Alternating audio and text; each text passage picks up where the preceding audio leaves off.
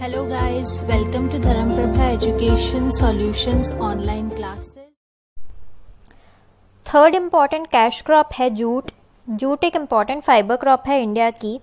Stem होता है जो जूट प्लांट का, वो पेपर इंडस्ट्री में यूज होता है और उसके जो फाइबर्स हैं वो रोप बनाने के काम में आते हैं और बाकी आर्टिकल्स बनाने के काम में आते हैं। इसकी ग्रोथ के लिए हमें वार्म ट्रॉपिकल वेट क्लाइमेट की ज़रूरत होती है। इंडिया में West Bengal is a leading producer of jute and about 60% of total jute production is received from this state. So, India के अंदर वेस्ट बंगाल जो है वो लीडिंग प्रोड्यूसर है जूट का। इसके अलावा इसके बाद आसाम, बिहार, झारखंड, उत्तर प्रदेश, त्रिपुरा, ये स्टेट्स भी इम्पॉर्टेंट हैं for jute production. Fourth important cash crop है ऑयल सीड। एडिबल ऑयल जो होता है जो हम खाने पीने में यूज कर सकते हैं वो seeds of oil seed crop से एक्सट्रैक्ट कर लिया जाता है और India approx 10% oil seed production करती है पूरे वर्ल्ड में।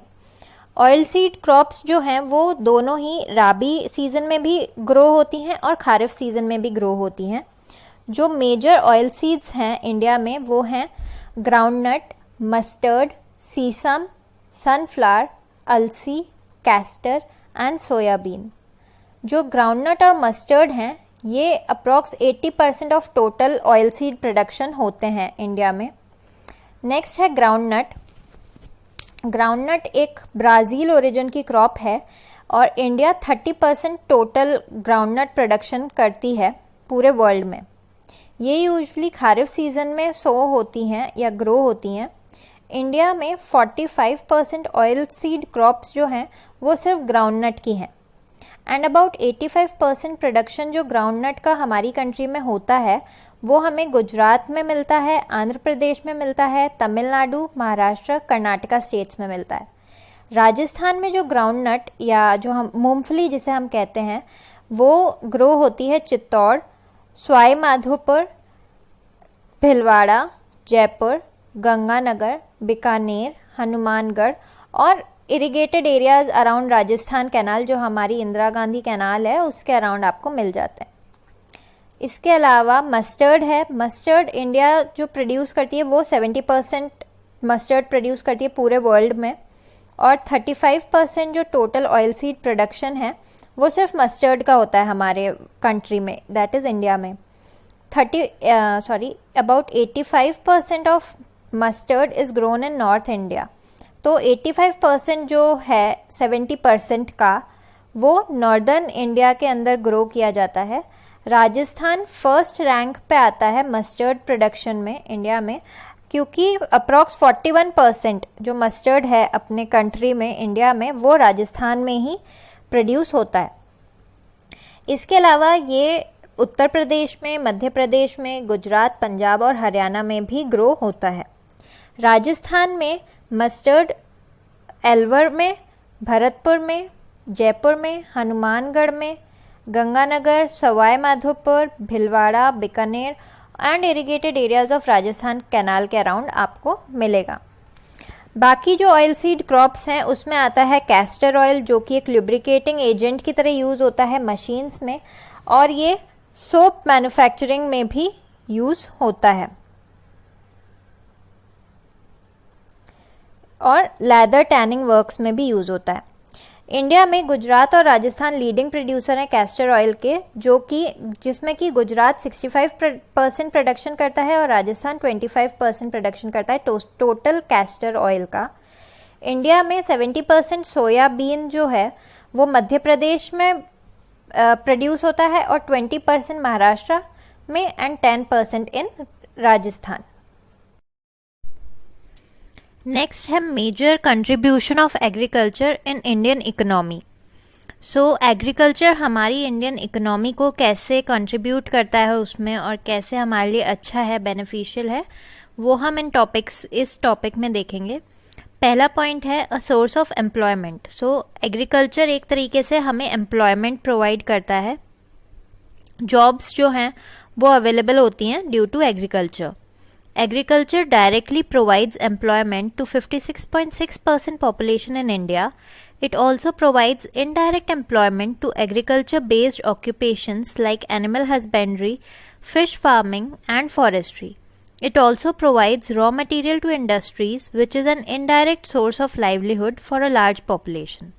So एग्रीकल्चर 56.6% पॉपुलेशन को एम्प्लॉयमेंट प्रोवाइड करता है. इसके अलावा इनडायरेक्ट एम्प्लॉयमेंट भी प्रोवाइड होता है to animal husbandry, fish farming, जो लोग फिशेस की फार्मिंग करते हैं या जो लोग animal husbandry, cattle, livestock, इन ऑक्यूपेशंस में भी एम्प्लॉयमेंट होता है. इसके अलावा फॉरेस्ट्री जो है, फॉरेस्ट एरियाज जो हैं उसमें भी एम्प्लॉयमेंट प्रोवाइड होता है.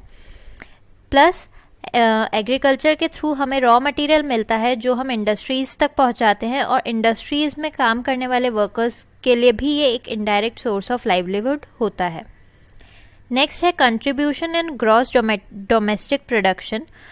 ग्रॉस डोमेस्टिक प्रोडक्शन को अपन जीडीपी भी कहते हैं.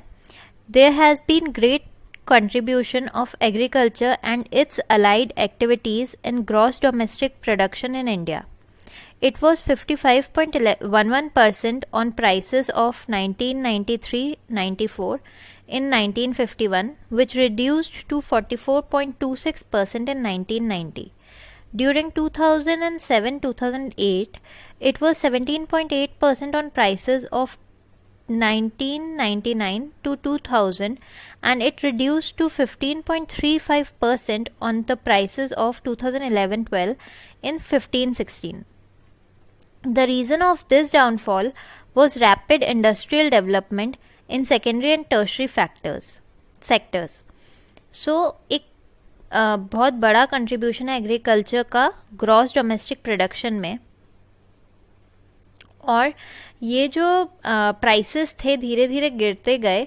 And the reason for this downfall in prices were कि इंडस्ट्रियल डेवलपमेंट बहुत ज़्यादा हो रहा था, और ये इंडस्ट्रीज जो हैं वो सेकेंडरी और टर्शरी सेक्टर्स का डेवलपमेंट कर रही थी. नेक्स्ट है contribution in foreign trade. India contributes 2.07% in export of agriculture production in the world. India is the 10th largest country in the world in export of agriculture production. It is the 4th biggest sector of total export. It exports products like tea, sugar, oilseed, tobacco, spices, fresh fruits, and basmati rice. It also includes other agricultural products like jute, textile, poultry, whereas food grains and edible oil are included in imports. So जो हम foreign trade मतलब जो चीज़ें हम बाकी countries को supply करते हैं, तो इंडिया अराउंड 2.07% जो एग्रीकल्चरल प्रोडक्शन होता है इंडिया में उसे एक्सपोर्ट कर देती है to the outside world, to the outside countries. India actually 10th largest country है वर्ल्ड की जो कि एग्रीकल्चरल प्रोड्यूस को एक्सपोर्ट करती है. एंड जो चीज़ें एक्सपोर्ट की जाती है उसमें आते हैं T, sugar, oil seed, tobacco, spices, fresh fruits and basmati rice. इसके अलावा हम जूट, पोल्ट्री की जो भी चीज़ें होती हैं वो सब भी एक्सपोर्ट करते हैं.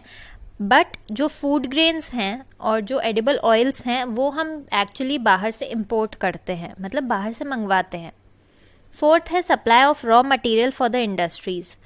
Various agriculture based industries like textile industry, sugar industry, vegetable oil industry, jute industry, rubber industry and spice industry get their raw material from agriculture.